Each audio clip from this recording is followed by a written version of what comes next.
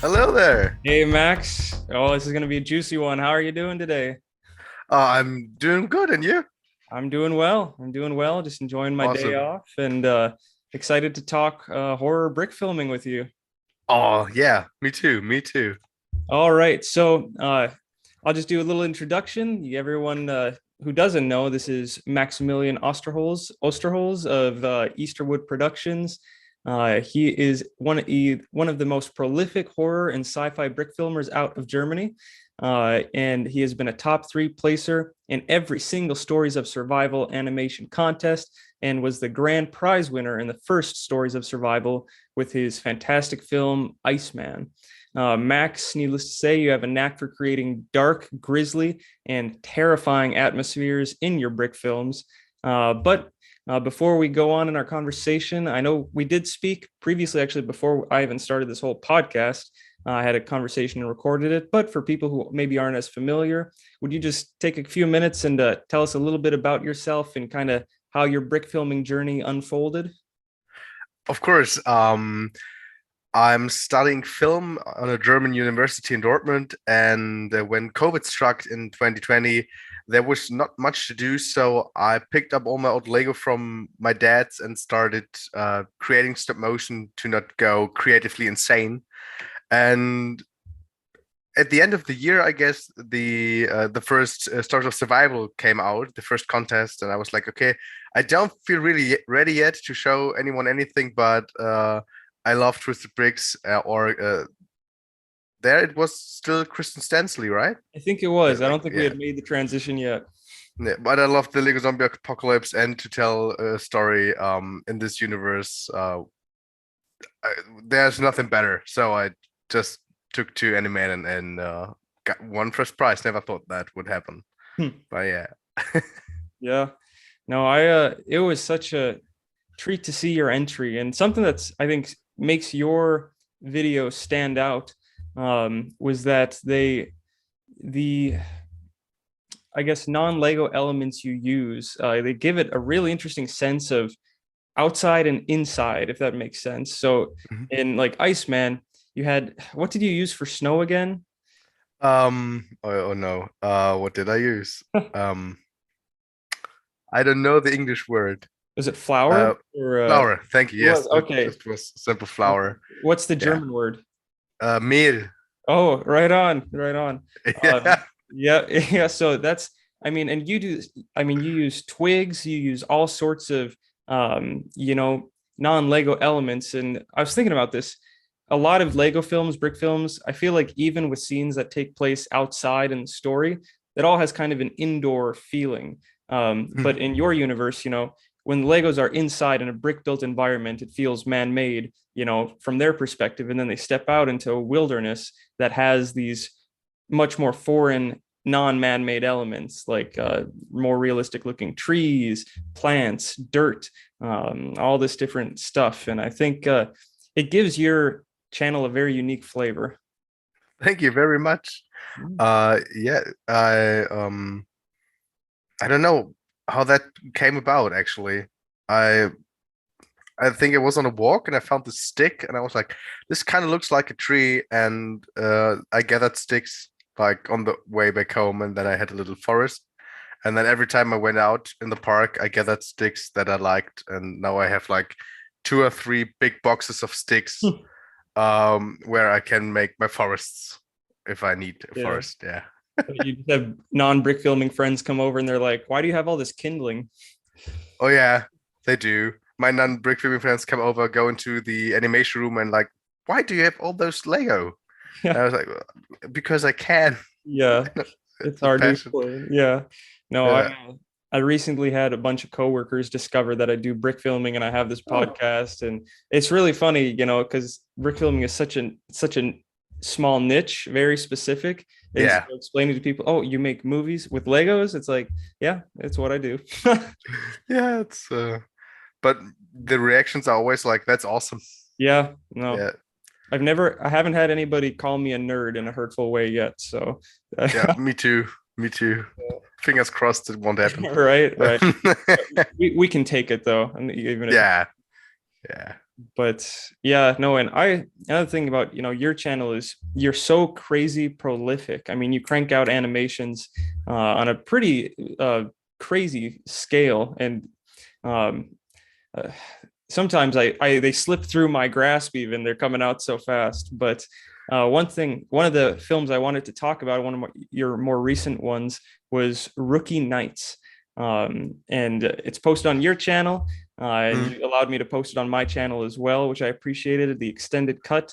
And I've watched it several times, and it just blows me away. It's really dark. It's pretty intense. I mean, and it's not for super young kids, because there is some harsh language and some gruesome fates that befall the character. Yeah. So I guess before we go too much into it, I want to ask, like, what inspired that story? Did you have a full plot set out, or was there a kind of, you made it as it went along, or how did that all go down? The script was there a long time. Initially, I wanted to make this not a stop motion film, but a real life movie, Mm. short film. In my neighborhood, there's this old house nobody lives in, and it's really creepy. And there are always other cars from different countries, but Hmm. they're really old and like just broken. But somehow every day there's a new broken car in front of that house, but the cars look like they were never moved, Hmm. like a lot of dust, and it's just creepy. And I was like, okay, who owns this building? And I found the owner, and I was like, maybe I can ask him if we can shoot this. The police comes, and we have this traditional horror house story. And then COVID came along, yay! Hmm. And I had the script, and then I think it was Solak Junior met the animation contest, and it was like 2 months of animating, and I had nothing to do, and I was like, "Is there an old script I can just reuse for Lego?" And I know the house will be destroyed, and then a new house will build. So I will never do this movie in real life. So I just modeled it into a stop motion in a brick film. Yeah. Gotcha. Well, I'm glad you did. It was a really cool. Did a great job with the set on that one. Thank you. Especially, you've gotten so good with lighting, and Thanks. the lights of the house. And there are a few moments where, like, there's a light flicker, or this, like, it almost looks like a light that has been, like, fallen down, but it's still kind of hanging. Mm, Just a lot of really, like, good practical lighting. Um, thank you. yeah, of course. And that's another one where it's like, like I was saying, it had the sense of outside and inside. But you do some really interesting things with it almost reminded me of Stranger Things. It seems like they almost enter the upside down for a Yeah. moment, where they literally, Yeah. his moment where the main character finds himself, he's in the house, but everything is lit red, and the house is upside down, or he's standing on the ceiling, isn't he? Am I? Yes. Yes. Yeah, Yes. okay. He's I standing thought on the I ceiling. was trying to remember. Was he? But yeah, and it was just, it's so warped and messed up. But also, like, the plot is really solid. It's Thank you. engaging the whole time, and it the ending. I think the first time I watched the original cut, I left a little confused. I was like, I think I missed something here. But when I watched the extended cut a couple of times, I was like, oh, I see. Like, the whole story of these cops, they did something before. And I think the crucial thing I missed the first time was one of the cops saying something like, you should be dead, or, like, Yeah. and it's like, I shot you. Yeah. yeah. So I love the theme of it almost seems like there's a theme of, you can't run from your sins. Yes. That actually, from your past was the theme of Yeah. the short. It always comes back somehow. And in the original script, the house got a stomach, Mm. and two of the police officers and the rookie fall into that, and the rookie is safe. The acids don't burn him, but the two just burn up. And then I built a stomach out of Lego, and was like, this does not look cool. It just looks like red clay, and a few of my tests did not work out, and I was like, oh, what would be cool? And then I just turned this set around the Wow. house. I was like, Yeah, that's it it worked. now. Yeah. Yeah. I thought, and I'm just thinking about it now. And maybe, I'm reading into it, of course, in my own interpretation, but hopefully there's some alignment there.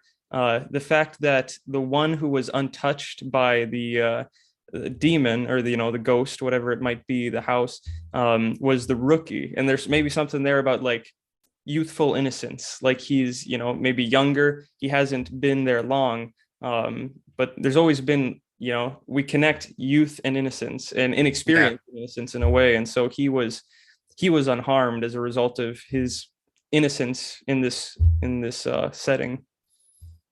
you are right on the money there. That's yeah, that was the theme. Yeah. It also, I will say, have we talked about creepypasta? Are you familiar with the creepypasta? Uh, yes, yes. I love creepypastas. Yeah. This one felt a lot like a creepypasta story, just like the sheer, I mean, it's almost like the demon or the ghost, was kind of unconventional. It's just this dude with this gory mess for a head. And it's like that seems kind of like it's not your typical deal, but that's the kind of thing that somebody would write about in a creepypasta to be like the scariest thing you can imagine, and it's That's yeah. scary in its senselessness. Yes, it took me like 2 hours to get the head right. Yeah, I bet. I remember that. Like I took red clay on the Lego torso, and then I had this toothpick, and it was like no, again and again and Yeah. again. Yeah, and then somehow it turned out good. How do you get the sheen? Because you have this like sometimes the blood has like an oily look to it. How do you do that? One moment. Where is it? I have this good mark. Can you Good mark. blood? It's fake blood for theater. Um, this is old as heck. Woolworth. You still got Woolworth in America? Is that an Uh, American thing? I'm not sure. I'm not. That doesn't ring a bell for me. In Germany, Woolworth were this stores where you can get everything from fake blood to pencils Hmm. and everything for really cheap. They went out of business, Hmm. and I bought like 10 pounds of this a big box of those little tubes for like €5 Hmm. Wow. way back for Halloween, and Lifetime supply. lifetime supply. I think that's my last bottle, Uh, but maybe I can get and it's not like normal. Fake blood is too watery, hmm. and this has more of a like Like a, jelly yeah. kind of feeling, and so you can with a toothpick take a drop, and then you can do it. And I mix that with red acrylic paint and red clay, Yeah. and that's how I do my blood. Yeah. Filmmaking is a messy business, isn't it? Oh yeah. I I've I love the way it looks, and I'm glad people like you are using that strategy. And I've thought about, oh, should I like try to get it a little bit more like realistic and try some of those effects in like the Lego Zombie Apocalypse? But in some ways, I feel like I've set up the style of the universe Mm. of that cinematic universe already, and so to suddenly departure from that seems might not be a big fit. But maybe that's just an excuse I'm telling myself to not try new things. I love the Lego Zombie Apocalypse blood. Oh yeah, It's not gruesome. It has this comic style, like in mangas where it's black and white, and then somebody gets his head chopped off, and it's really bloody. And normally it's black and white. So why am I cringing? yeah, Like, oh, that's bad. And with the red clay, it has the same feeling for yeah. me. I don't have his name right now, but in the first season, the character with the sunglasses dies with the long black Yeah. hair, Matt, and Matt dies, broke my heart, and everyone's. it was so. I watched this scene like 10 times. I got back and I was like, why is this so horrible? And of course, because it's Matt, but he gets pulled into this thing, and then the stomach of the thing just Digests him. breaks him, and yes, and I don't think that if there was like this mixture of blood I do, this wouldn't necessarily make the scene better. I don't think so. Yeah. Yeah, you get the sense of what's happening, and I mean, the blood is blood, and it's the guts of these Legos, and maybe keeping it a little bit sticking with the clay helps keep it more PG-13 rather than Yes. R-rated, and I think that's kind of where I want to stay. if so I don't get if things go well, so I don't get shut down by the Lego group. Oh yeah, Yeah. yeah. We'll see. I do like, you know, you and I are in a weird place because we love using Legos to tell horrifying, terrifying stories, you know, dark stories. But some might argue that Lego is a kid's toy, and you know you shouldn't really use it to tell dark and horrifying stories. So you know, what are your thoughts on that? I think as a filmmaker in general, it is not my responsibility to make movies are like if I do a horror movie, no matter if it's Lego, stop motion with wire figures or with weird people, if your 9, 10-year-old kid watches this is not my responsibility. And I think a lot of people that like our generation, we grew up with Lego, we watched the first brick films, we are all adults now. So my audience and your audience and like Forest Fire 101's audience is like grown-ups who still play with Lego. Mm. And if a 10, 12-year-old goes on my channel and watches this and is traumatized, I'm really, really sorry. But all my videos are marked as not for kids. Mm-hmm. Yeah, So same. Yeah, well, amen to that. I mean, I think you're right on the money. And in all reality, when I think back to when I was 10, 11 years old, kids on the playground were talking about watching South Park and Family Guy, and like these shows are not. I mean, I feel like they definitely targeted younger kids or like young preteens, I guess. But I mean, they were pretty like there was blood and violence and like sexual references and all this stuff. And yeah. you know, a lot of when I saw a video much like the ones I made, I was probably, you know, 9, 10, 11. And there was this crazy like Lego shootout video where it's kind of in that era of like Matrix Lego films where it was just one guy against a bunch of others with different weapons. And it was awesome. And there was like blood and guts everywhere. It was crazy. And as a kid, I thought that was the coolest thing ever. And I was like, this is incredible how they did this. And so, you know, I'm not too concerned about you know, kids in that age range seeing my videos. You know, if kids 6 and 7 are on YouTube and they stumble across it, again, that's not really our responsibility. Yeah. Uh, that's true. I have not friends, like people I know.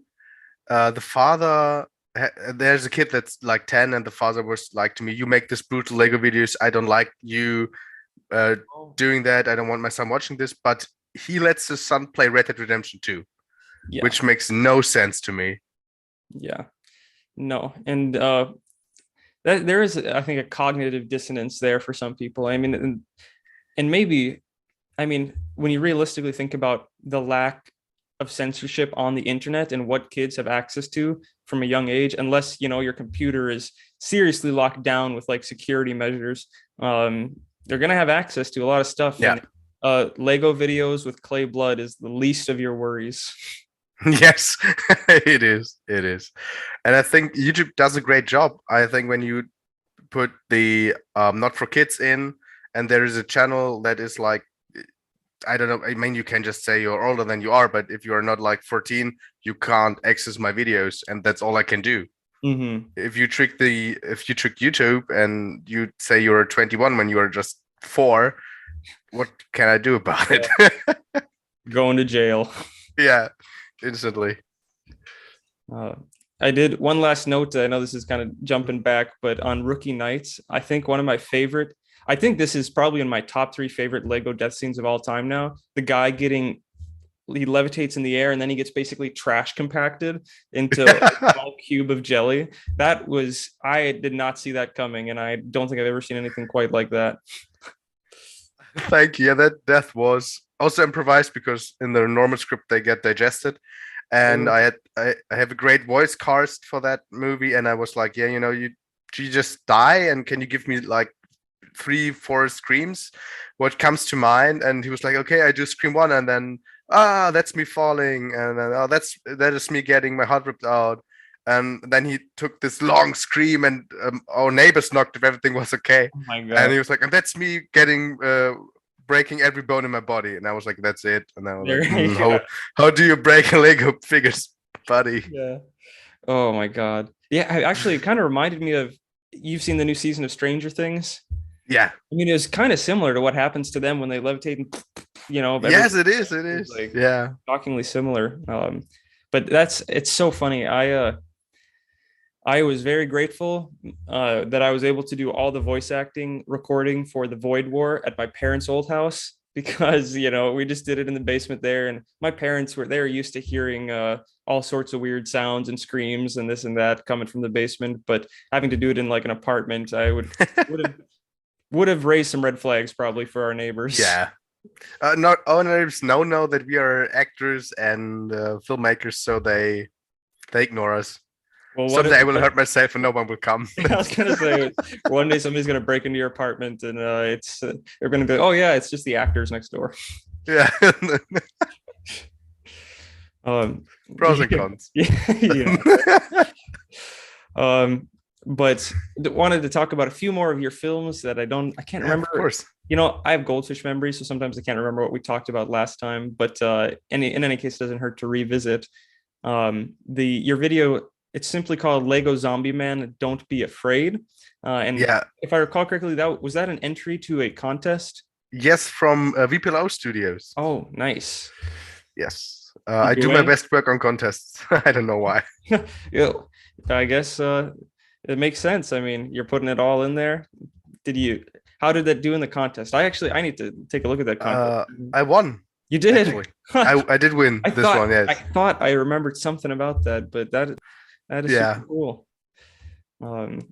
I still want to interview VPLO sometime. Or do you know what his first name is? I actually can't remember. I do not know. I know he's from Sweden, I guess. I think I got a package from him after I won. I think it was or Norway, but he's a great guy. He sometimes does animation live streams, and he's just sitting there so chill. I guess he would be up for it. Yeah, I would love to, and I think he does seem like a super nice guy. And like he was in Sweden's Lego Masters. Yes, which is he just was, nuts. And he won. Him and his partner won so now they have all these Legos. They just, it's so crazy. And I'm tons of it. And he gave it away for a contest, some of it. And that was like the sacrifice was my entry. I did a third place and got a bit of Lego for a house because he's building a city, and then he was like, I give away that bricks and then you can build your own house. That was very nice. Max is just dominating the Lego horror contest arena. I did not win. I was third place. Oh, third place. Yes, I did win the first one. Yeah, I win the first contest people do, and then it's like I know what he does. No, I do it for the fun. There you go. Yeah, no, and it's so special, I think, for people who host contests to have people who you can rely on to come back and produce a quality entry. And I know that's why I always get excited when I make a contest, because I am like, there's a 90 to 100% chance that Max is going to make something really cool. Thank you. Yeah, the last one from your contests was the Hunter, I guess. Yeah, yep. And I was between two movie sets, and there was a week, and I was like, you don't have the time to do something big, but I want to do something. And then I came up with the Hunter, and it's a weird it's as simple as you can make a brick film. That's the Hunter. Yeah, no, I thought it was great, and I thought it. Thank you. It was cool to see like a short story of somebody who was, one of the Univirus soldiers fighting in the war, and then what he was doing after that, or when he got out, whether he did so legally or whether he escaped. But now he's kind of like, I kind of got a sense he was like more on the fringes now, but still, or just like hunting down. I don't know. I just thought it was a really cool premise. Normally the story is longer because come on. I built this spaceship for it. Oh, nice. What would have been his ship. And after he killed this Slack in this bar, he returns, and so he's working as a headhunter and Univirus needs him back because on the Mm, moon people go missing, and they don't have the resources to send a troop, so they gather a lot of headhunters that go up to that moon, and the whole population is infected hmm. in a cult-like thing, and yeah, but I did not have the time to animate that, We need a sadly. sequel, Max. Yeah, a few people wrote me on Iceman that they want to know how the story continues. Yeah. I will say, if I have one criticism of you, it's that you set up all these incredible premises and then you just cut them off and move on to the next one. And I'm like, I need more, man. And actually on Yeah, that, but you do connect them. Like it almost reminds me of the Stephen King universe where it's like a lot of his books have this kind of connection. And I wanted to talk to you about the sacrifice and dark mhm, fantasy and yeah, whatever binds those movies might have together. First off, I mean, I again every now and then you just do something that I'm like, excuse me, and the sacrifice with the sword play, I couldn't believe it. And you've gotten so good with the arm out of socket animation, and then using the thank you. tinfoil. I don't know, it was just crazy fluid, and it was just a lot of fun. But also like this the setting of the sacrifice with the red lighting. It was just this absolute nightmare scenario where it seems like these humans, for however they got there, they live in this absolute hellscape against these not only like slag but like demon slag that aren't just organic, they're also like ethereal or demonic in a way, and so they need enchanted weapons, but they like got a lucky break, they got their weapons enchanted so they stand at least a chance to survive. And then there's just this crazy battle against these creatures, and it was just it's a lot of fun and I want to see where it goes. Yeah, I don't know what it is, but VPLO has always something about cities. The first contest last year was like it's in a city and you are trapped with zombies, and now it was like it need to be a story at least 30 seconds long. It needs to take place in the city, and I was like, what kind of story can I do?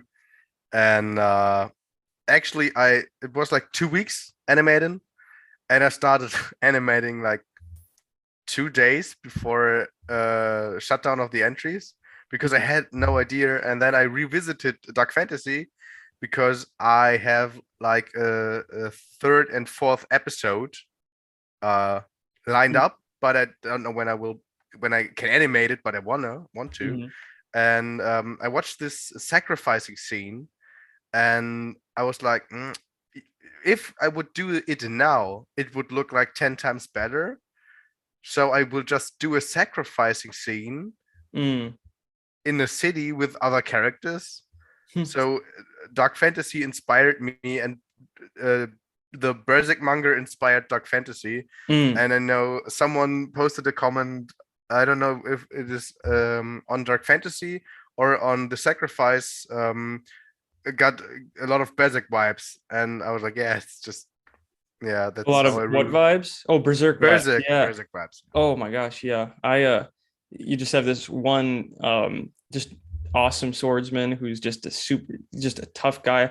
I love Berserk. I think we've actually talked about this. Yeah, But I can definitely see that how you would get that. And just the sheer horror and unpredictability of the creatures, of the slag, of the demons. That's something that you saw so much of in Berserk, where it's like these things would mutate into forms you almost could never imagine in your wildest yeah. dreams, with like these nasty abilities that would take you by surprise.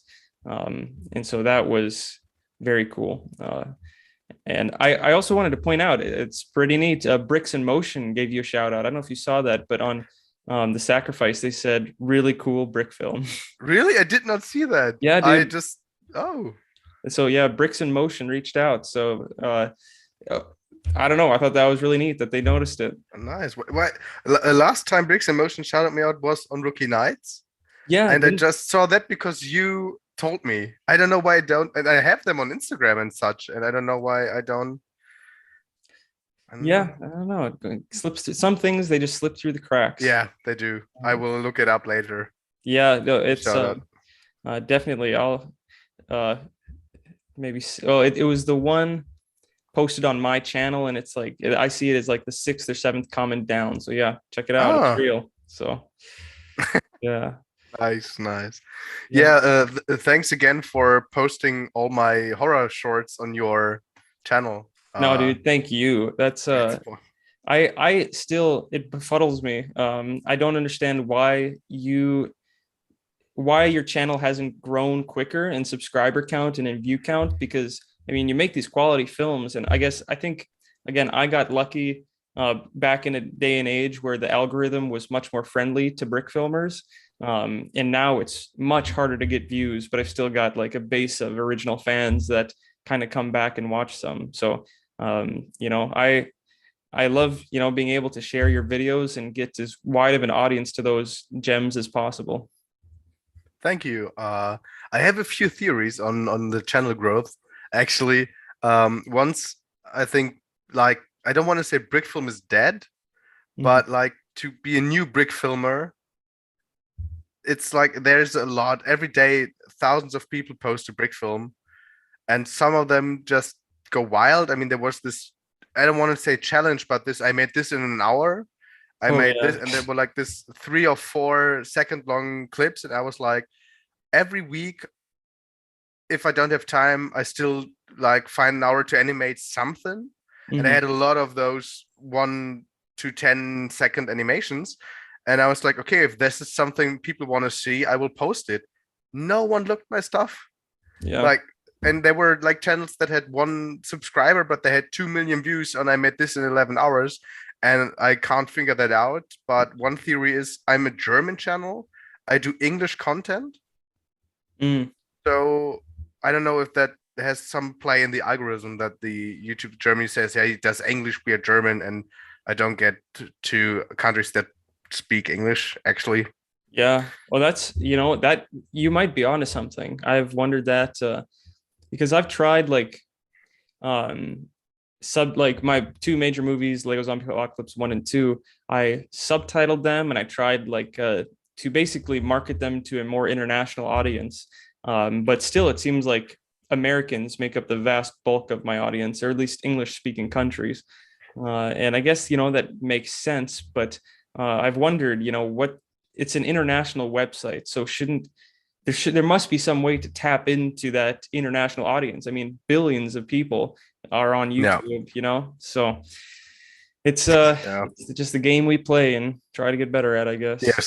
But the contests really help Yeah, I'm sure. because I know after this year 2020, I was like 60 subscribers. Then I was part on your contest. I won, and I like shoot up to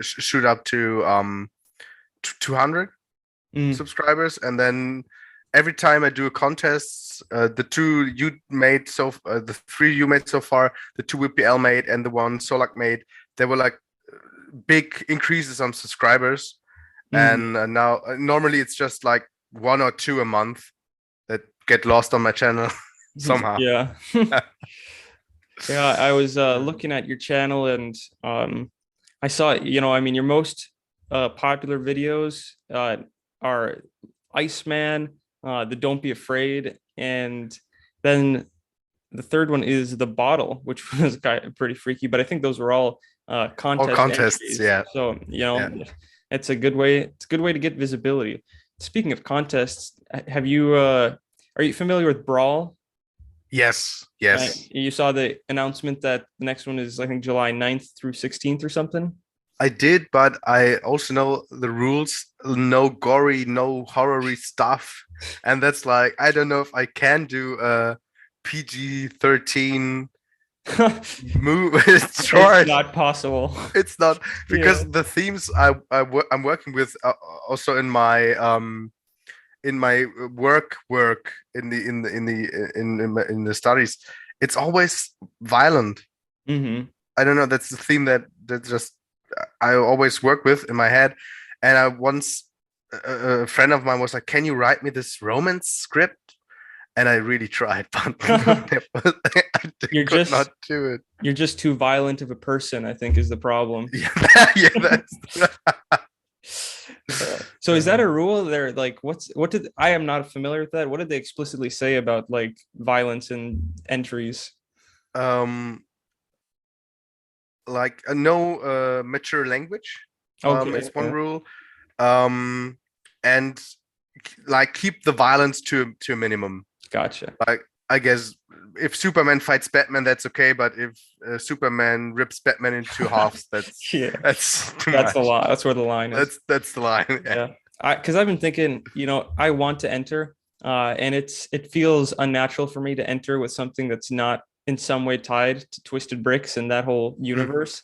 So depending on what the theme is, I might try. I thought about like try to tell a story or a short film that's very suspenseful and maybe mm. implies violence, and maybe it's a chase where he's trying not to get eaten or something.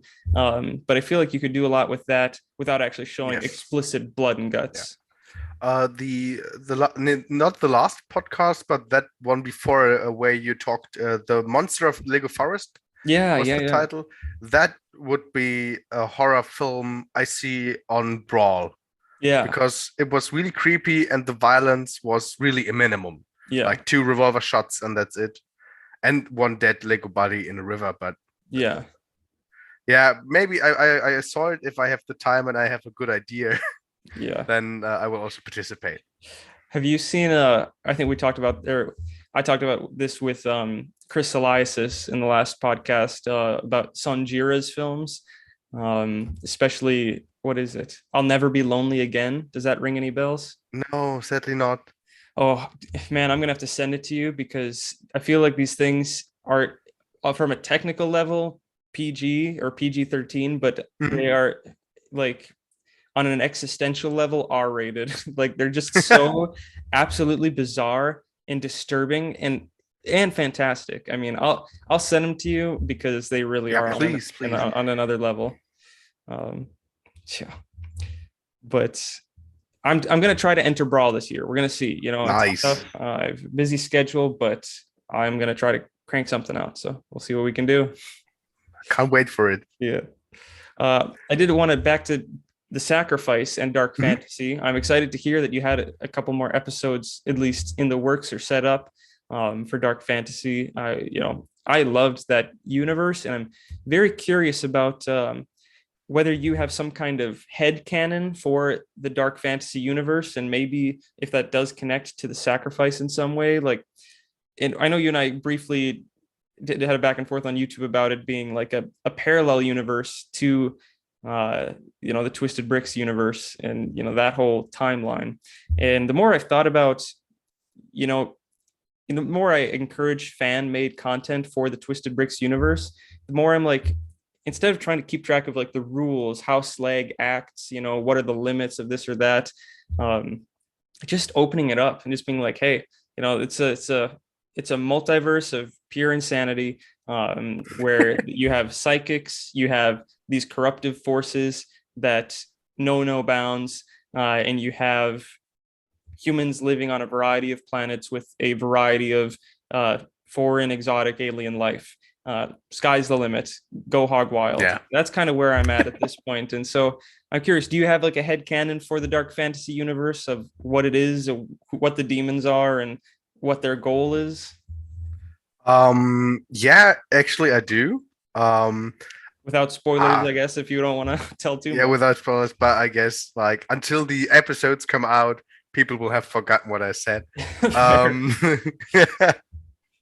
um, there are like in the world of dark fantasy, there are like three places. Like in the North mythology, you got Yggdrasil, the world tree, and you Mhm. have these different worlds.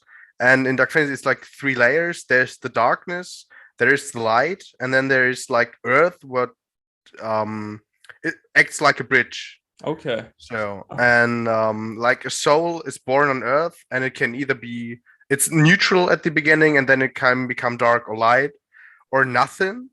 And if you become nothing, you get reincarnated into another human. And if you be dark or light, you either go to hell, or hell is The dark. just Yeah. the dark or the light.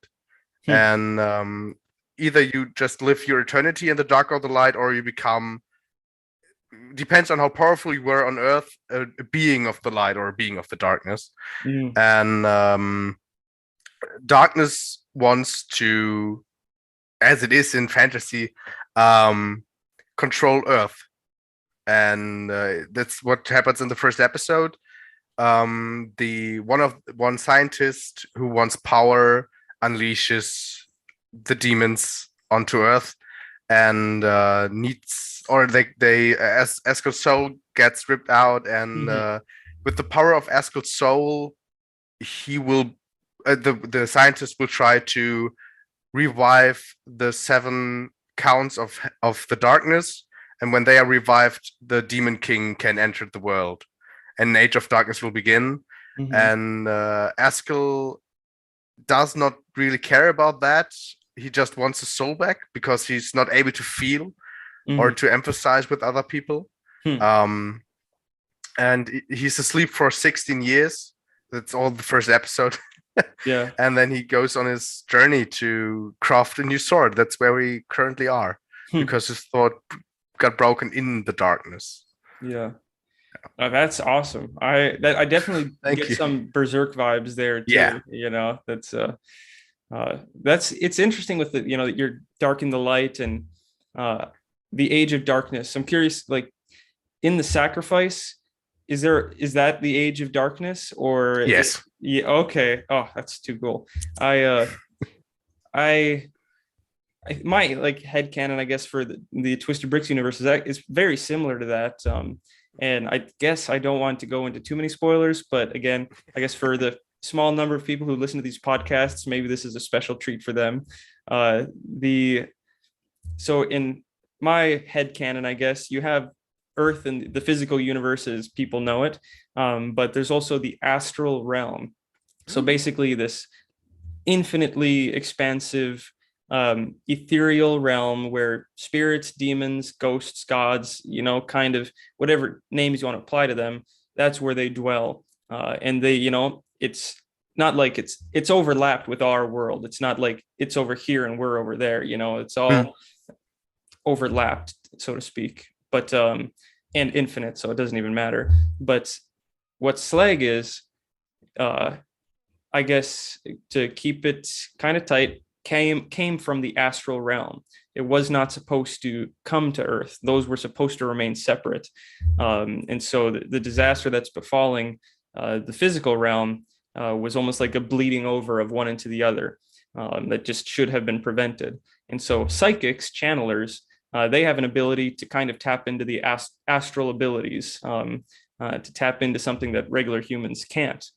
And so that's just a little, I guess, kind of introduction to what it is. I do have the whole trilogy planned out, and I'm so excited to it's going to take years, like many years, but it's just the thought of that story being fully realized is so dang exciting to me. And that's where I love to see your stuff too, especially anything with dark fantasy or anything with Slag. I'm like, it just breathes more life into this whole process, I think.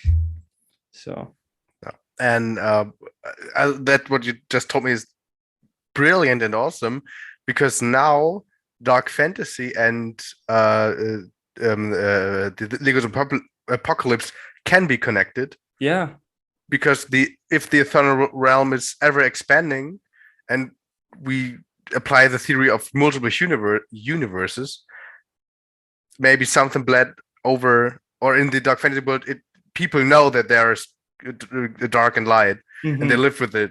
And then the Twisted Bricks universe is like, people did not know that was there until it bled into their world. Yeah, exactly. It's and just their understanding of it and their knowledge of it developed differently because of how just the universe, you know, how the events played out. But I also thought, you know, maybe like in your dark fantasy, there seems to be an additional element. The Slag isn't just this kind of organic hive mind, but it also kind of there's a more demonic or spiritual element to it. And I think, you know, you could argue that in your part of the universe, Slag actually infected a part of the astral realm that it shouldn't have. And so like you actually have these other beings, and I'm not trying to tell your story for you, but you know, that could, I'm just saying that there is a theoretical explanation for the the different flavors of slag. Yeah, So, totally. but Um, I guess the darkness was always there in dark fantasy, mhm. and like Slack is something the darkness took to use it. Okay. Like, this is something so brilliant, and like the old lady in episode 2 Hmm. was human once, and then either got infected or like made a ritual for more power, and the dark ones give the power through Slack. Mm. But it does not spread like a virus and everybody gets zombified, but it's more like this one person has this power now but needs to eat humans Yeah. to live. Yeah. I did love that whole old lady scene. The whole I hesitate to use the word trope, but I guess the trope of an old lady turning into something absolutely horrifying, which you've seen the It movies, I'm assuming. Yeah. I mean, it's a classic. It never gets old, Yes. and it was really fun to see her. And you're so good with the voices are so horrifying. I mean, you Thank have you. great voice actors, but also you do something to them that makes them so just nightmarish, and I do enjoy it. Thank you very much. Yeah. Yeah, there's a few of those lines in the first I'm not good with names. In your first movie for all those watchers who are curious now. Oh, say that again. A few of those lines in Oh no. in the Void War. In the Void War, there are a Yes. few of those voice lines I made horrible Oh in the Void War. yeah, and I'm gonna be asking you for more. We're not done. Gladly, But gladly. they I just enjoyed this. they it's such a horrifying. I mean, there's a character in my movie, The Void War. I'll explain this just briefly for people who are waiting for it, who sees these things that aren't there, and it's kind of connected to memories of people from his life, but it's perverted and distorted and freakish, like distortions of these memories of these people.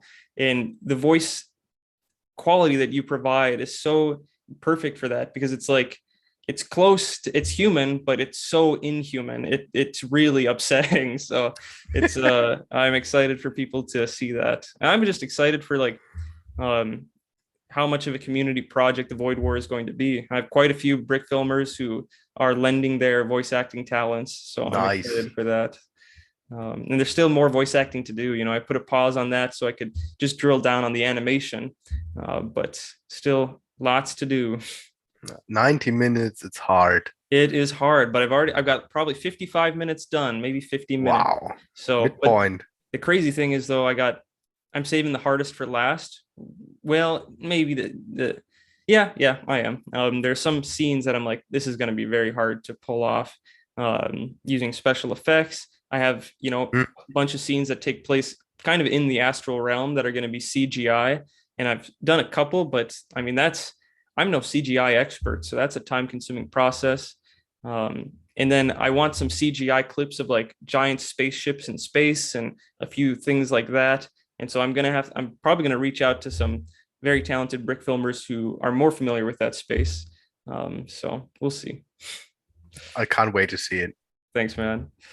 One last thing I wanted to like ask you about. I know you're working on something called Tearing It Down, and it's a non-brick film, but it is a stop motion animation project. So could you tell us a little bit about that? Yes, of course I can. I'm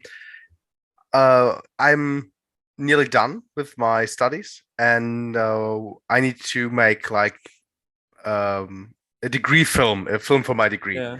And They call it a thesis project or something like that, or yes, something like that. yeah. And now this stop motion animation, and I love it, and nobody does it in Germany, at least. I don't know anyone else here.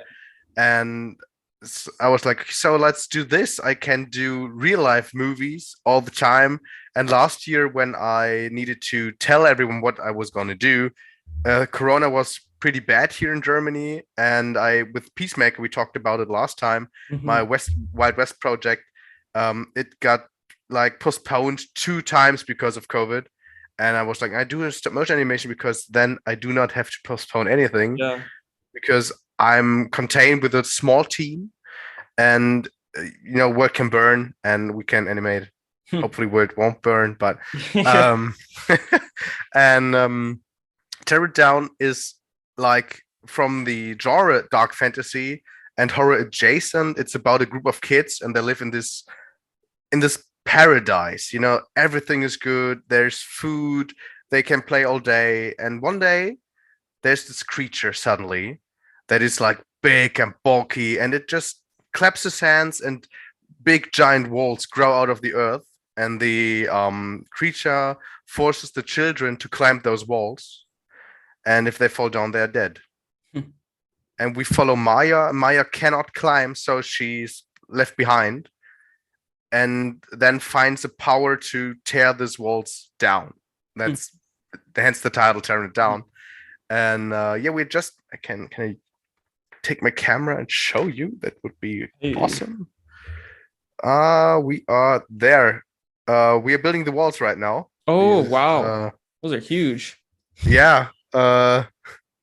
And my whole room is full of wire and other things to build the figures. And yeah, this room will be my studio for the next half year. Yeah. Right now there's a crowdfunding on Start Next. I do not know if Americans can go there, but if there are any German viewers, you can go on Start Next, and you can. There are T-shirts, there are mugs and bags, and you can even buy a Maya figure. I will craft just for you. Wow. Well, you gotta send me the link to that so I can share it in the description of the video. I will. Thank you. American viewers can at least check it out and participate in any way that's possible. I think I did actually check out that page. I was watching the video and it was all in German, so I didn't really catch too much of it, but I wanted to ask you about it. Yeah, that's also with StartNext, the site is said you don't have an English translate button on it.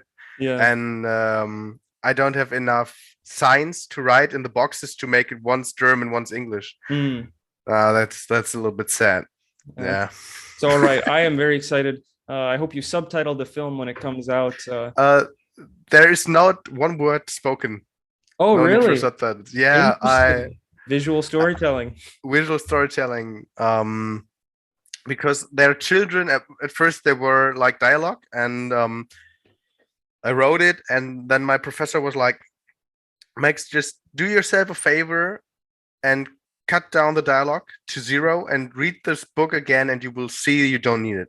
And it's like the children will make, of course, noises and breathing and crying, and the creature will do things, but it's international because we all came once when we were younger, we could just cry, laugh, make noises, and so I reduce the figures to that, so everyone all around the world can connect to the characters. Hopefully, that's awesome.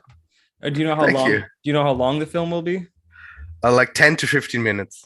Okay, nice. First, I wanted to do 90 minutes, and I think to do 90-minute brick film is mental. Got that right. Yeah, and I think to do a brick film with self-crafted wire figures is also as mental. Yeah, no, I think 15 minutes is a long stop motion film.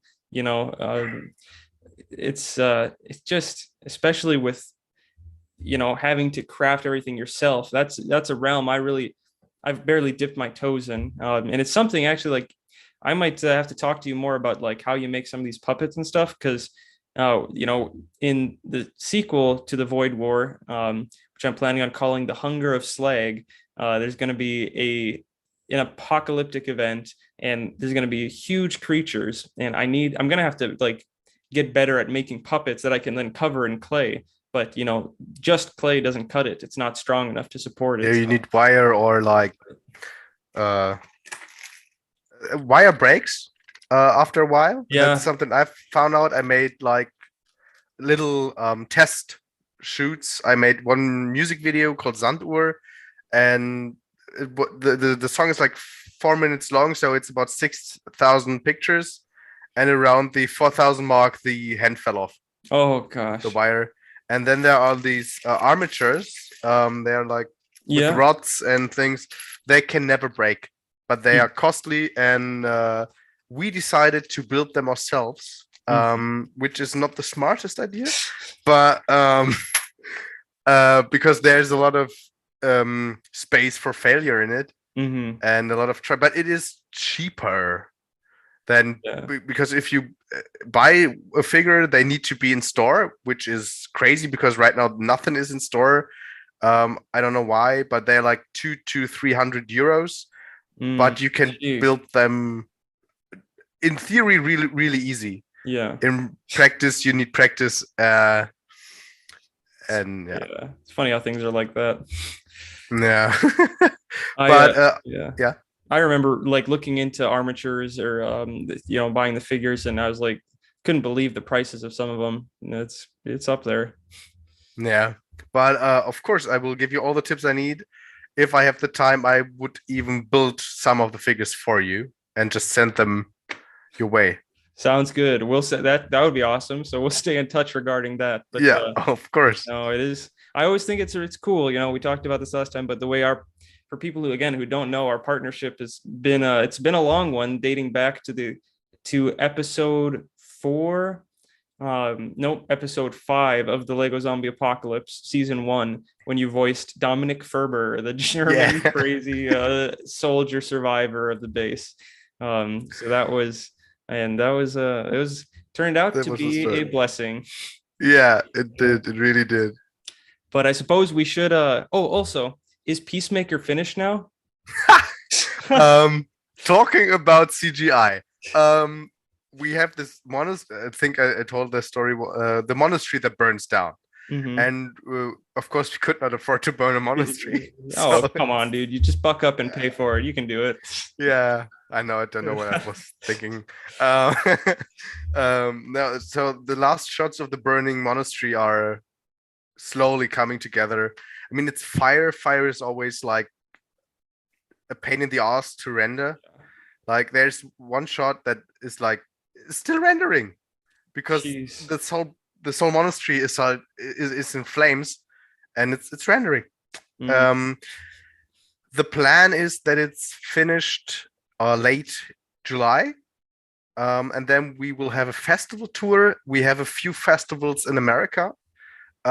If we get to stream there, I will tell you where it is. Maybe it is near you, and you can just go on That would that be festival cool. and watch, or you get a watch link for your enjoyment. Then That would be when it's cool. really really finished. Yeah, 60 minutes. Western movie in Germany, Wild West movie. Don't do it. Yeah. Well, we gotta do things to learn our limits, I guess. But Yeah, it's incredible to me that you did that. Based on the short clips I've seen, it looked really high quality and looked like a lot of fun. thank So you. I was thinking about it the other day. I was like, did I miss the release of Peacemaker? But No, I'm very eager to see it when it's done.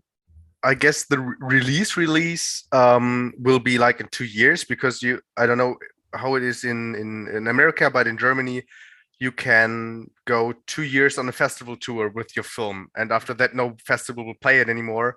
So, and after 5 years of work, I want to go to the festivals. So Yeah. there maybe will be a real trailer. You saw the teaser, and Hmm. then we go on festivals, and if you can just go to the festival without paying a horrendous price, I will tell, yeah, we play in London today. Everyone who wants to see Peacemaker, go and watch it. Some festivals are online now, where Hmm. everyone can just go watch it.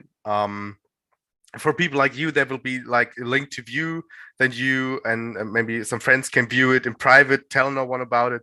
Hmm. And because with premieres, it's like someone watches it, makes an Instagram story, I watch Peacemaker. Some festivals say we have the premiere right, it is out there. Mm. Go and shoot another movie. This one is done. Jeez. Yeah, it's stress. I don't know why It's we do intense. this. The film Now I know why filmmaking we do is a heck of a field. That's it. Yeah, something else.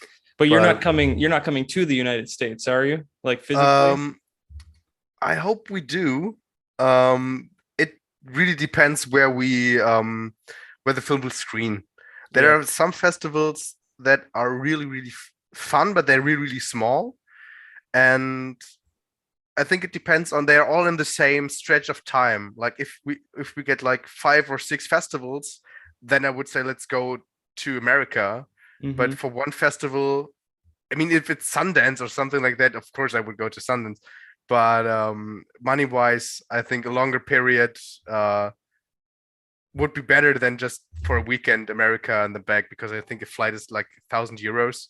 Yeah, that sounds about right. And yeah, Well, if you do stop by, let me know where you'll be. I will let you know, of Small, course. the United States is pretty large, and I'm not close to anything, so this small chance. But if there is a possibility of meeting up, it would be super cool. I always wanted to drive a Ford Mustang through the United States. I will find you. Yeah, sounds good. We'll make it happen.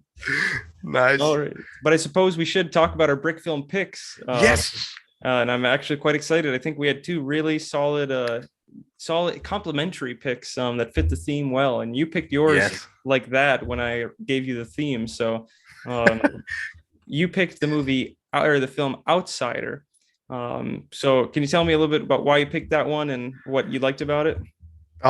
Actually, I once a week I just try to watch um short films before I go to bed, mostly horror. Mhm. Not always the best idea before going to sleep. And it's like normal stop motion brick film, normal like real shot short films. And I had this one on Friday night, and it's sometimes a little bit rough animation, but we all started there, and I felt like this limbo theme, like the first circle of hell, where you need to relive your sins every day until eternity. That spoke to me, and then you gave me the theme like hell adjacent short Mhm. films, and I was like, I got one, I saw one, Yeah, and then I searched it. Yeah, yeah. then yeah, I couldn't believe like sometimes these short films do such a good job, or any movie that like you're following it around, you're trying to figure out what's going on, and then without telling you outright, the filmmaker gives you enough information for you to piece it together in your own mind and be like, aha, I get it. So that's what was going on. And no, I thought that was the incredible thing of this film. And spoiler alert for anybody watching it or who wants to watch it, check the link in the description and click on that first, then come back to this synopsis. Um, it was just, it starts off with him waking up in this basement. He's got a bag on his head, and it's like, oh, has he been abducted? What's going on? And then he's walking around the house, and there's these freaky things going on. There's this, oh, I loved the the hand hen thing, creature, dude. yeah, When the sound design there, the sloshing, and then you yeah, see this just vast array of multiple human hands reaching around the corner, and you're like, oh, geez. And then no, also, I mean, it was just really well done. When he's in the basement, he's looking at, the window well, and he sees a man looking in, staring at him. And then the man stands up, the face goes away, and you see him walk away, but an axe like swings by his legs. Like he's like, you could just a quick glimpse of this dude is looking at you and he's carrying an axe. And then the way, he chases down the axe murderer, and it's him, and it's just this great cyclical uh film that I thought was yeah. very well made. Yeah, I think it goes through multiple genres when you watch it. It's like first, it's like the slasher. When you see the man at the window, you're like, okay, that's type of slasher story. Then Mhm. you have like the hands, and maybe it's a haunted house story. And in the end, he killed himself. And then you theoretically can press play again and Mhm. watch it again, and it would make sense as a film that is about limbo. Yeah. And yeah, that's your brain needs to work for that movie, and that's It amazing. does. And I think it's not only good because it tells this story where you are able to piece it together yourself, but just from a storytelling standpoint, like at first you feel sympathy for this guy. You're like, oh, this poor man is like undergoing this nightmare. I hope he gets out, and you're like rooting for him. I hope he beats the killer. And then when it turns out you realize, it dawns on you, he was the killer and he has been the killer and he killed many people. This is in some ways his victim's retribution, is that Hmm. he relives what his victims went through for eternity. And it's like, okay, that's pretty cool. It's Yeah, and it's heavy and it's intense, but it's and not, again, not a typical brick film theme, but they did an incredible job. they did. They did. Awesome. It's an amazing thing. It's a shame. I looked at the channel and I can't remember the channel name. I will have it in the description, but they made like one other brick film after this one 2 years ago and then kind of went off the grid. I didn't see any more recent videos. Yeah. So that's too bad, but so it goes. Yeah. Anything else to add on The Outsider? No, it's a great twist. We spoiled it for you. I hope you watched it Yeah, before. you better have pressed pause. You better not have let Yeah. me spoil it for you. I'll be upset. But But I really would have liked to made that one. yeah, right. One Yeah. of those where it's like, why didn't I think of that? Yeah, definitely. So I guess we can move on to my pick, Yes. which was Welcome to Darkmoor. I'm Oh, curious, that was such an amazing. had you seen that film before, or was this? No, Oh, no, I did not. isn't it a work of art? Yeah, and that's something I circling back to my set design with the natural elements. This is all built from Lego. All, and this is so amazing. Yeah. This 1920s atmosphere, black and white. And I think sometimes if you build a Lego set, you need to scale it up like they did. Mm-hmm. Sometimes Lego sets, that's why I don't do, because I don't have the Lego. But if I build a Lego forest, it's like 2 trees and a stone, and that's it. Yeah. And they All just my brown pieces. oh, my brown, yeah. And they just made this whole movie out of bricks, and just the voice acting, this British accents, like wow, Yeah. much. And they use such, I don't think I've ever seen such effective use in a brick film of darkness and light. The way they use like black and white, dark and light, and red, the color red. Yeah, it's just the intro oh yeah, with the bricks and the letters, or with the skeletons, and I was like, they graded it black and white, and then there are the red bricks, and no, this is a black and white set, and they yeah. put red bricks on top of it, and that's amazing. Yeah, no, it was really incredible, and it really felt like a passion project. This was like somebody put a lot of time and thought into this. Yes. And honestly, the way it felt to me was like somebody had a really vivid and memorable nightmare or dream, and then they were like, I need to make this into a movie, and then they did it perfectly. Like it Yes. feels, it has that level of surreality and nonsensicalness, but also cohesiveness, that it has a surreal, dreamlike, visceral, vivid quality. Yeah. Yes. I watched it like 3 times in a row. I love the poem when the line, I need to find some sleep. Oh, silly, you won't find sleep. Sleep finds you. Yeah. Oh God. This is one sentence.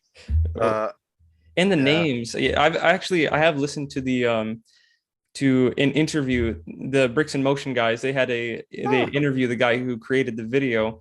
And he talks quite a bit about it, and he said for weeks or for a long time he would just have "Welcome to Darkmoor," like that phrase stuck in his head over and over again.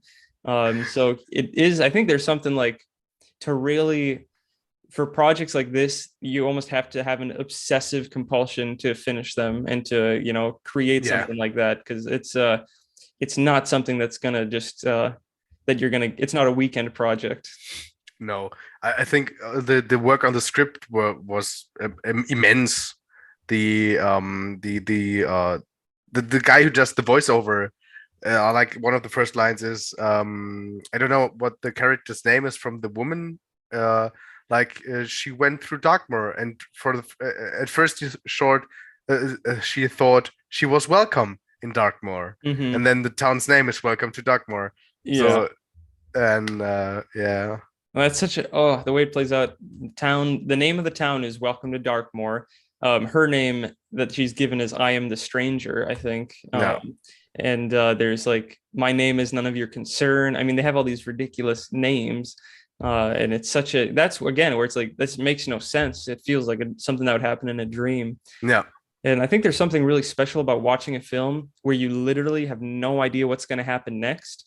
Like when she goes to the guy with wearing the two hats to get her name, and then he just like randomly is like, "Well, I'm done." He pulls out a piece of pizza and he goes, "Oh!" Like, he's just like eating it like a psychopath.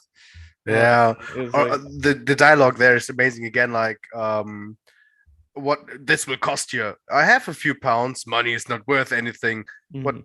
What can I pay with? What do you have? I have hunger. Then give me your hunger then. Yeah, So jeez. that's a great dialogue, and it's like really like something you could dream.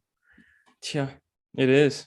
Like yeah, and then he eats this pizza like a maniac. Yeah.